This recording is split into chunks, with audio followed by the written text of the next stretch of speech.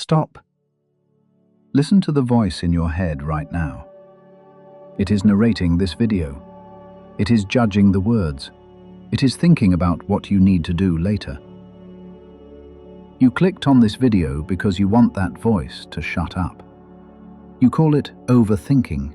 You call it anxiety. And you have tried everything to stop it. You try to meditate, but the thoughts get louder. You try to think positive, but the negativity returns. Why? Because you are making a fatal mistake. You are trying to use the mind to stop the mind. Nisargadatta Maharaj, the fiery sage of Bombay, said this is madness. He said, "To use the mind to control the mind is like trying to wash blood off your hands using blood." You cannot fight the mind. You cannot argue with it. The more you fight it, the stronger it gets.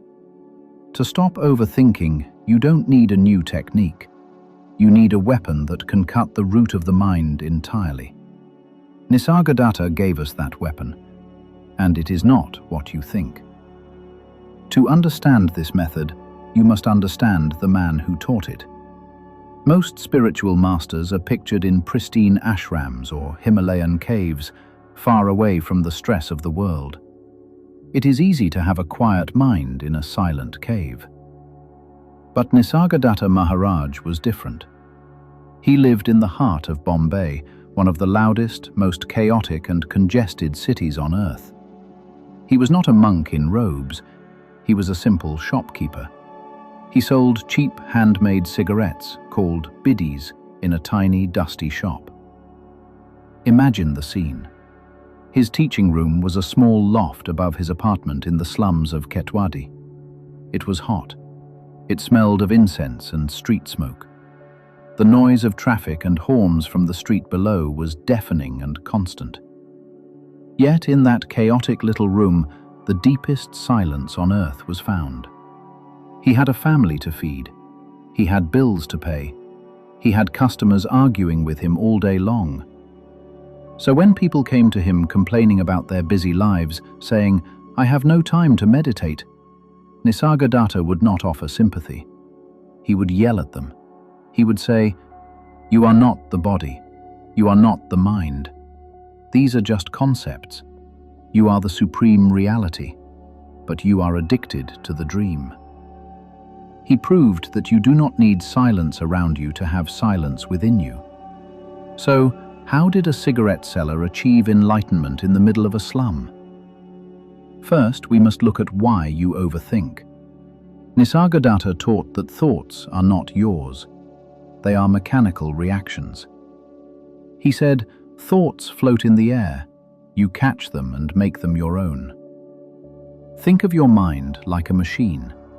It churns out associations based on memory, but a machine needs fuel to run. What is the fuel of the mind? It is attention. Every time a thought comes, "I am worried about my job," you grab it.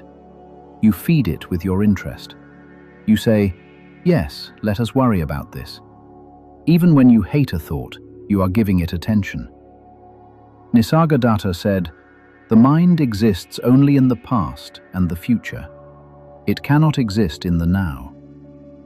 To stop the machine, you must cut the fuel line. You must withdraw your attention from the thoughts.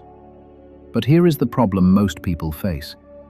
If I don't look at my thoughts, where do I look?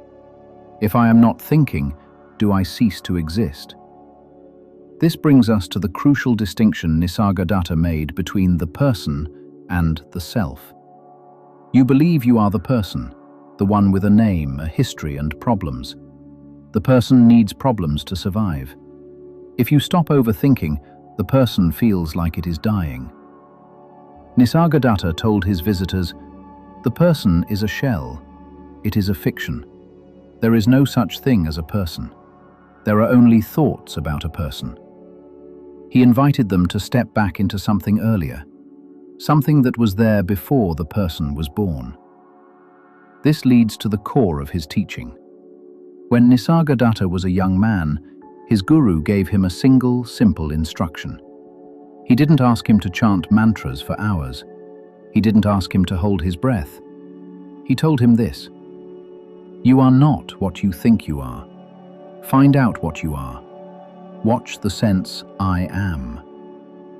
His guru told him, "Go back to that state of pure being, where the I am is still in its purity before it got contaminated with I am this or I am that." Nisargadatta took this seriously. He called it earnestness. He sat in his shop, and every free moment he had, he ignored the noise of the street, ignored the customers, and focused on the feeling of his own existence. He held on to the I am like a drowning man holds onto a rope. Said, "I simply followed my guru's instruction. I paid no attention to the mind, and the mind stopped." This is the secret. The mind cannot survive in the I am. The I am is the doorway that leads out of the prison of overthinking. So, how do you do this? Practical application. I am is not a chant. Do not walk around repeating the words I am in your head. That is just more thinking. I am is a feeling. It is the non-verbal sense of aliveness. Before you are a male or female, you are. Before you are sad or happy, you are. Before you are a success or a failure, you are. Nisargadatta says, stabilize yourself in the I am. No longer is the world real to you. You are the witness. When a thought comes, "What if I fail?" do not argue with it. Immediately turn your attention away and ask, who is aware of this thought? The answer is, I am. Then feel that I am. Stay there. Nisargadatta promises, if you stay in the I am, your mind will become quiet. The mind will surrender.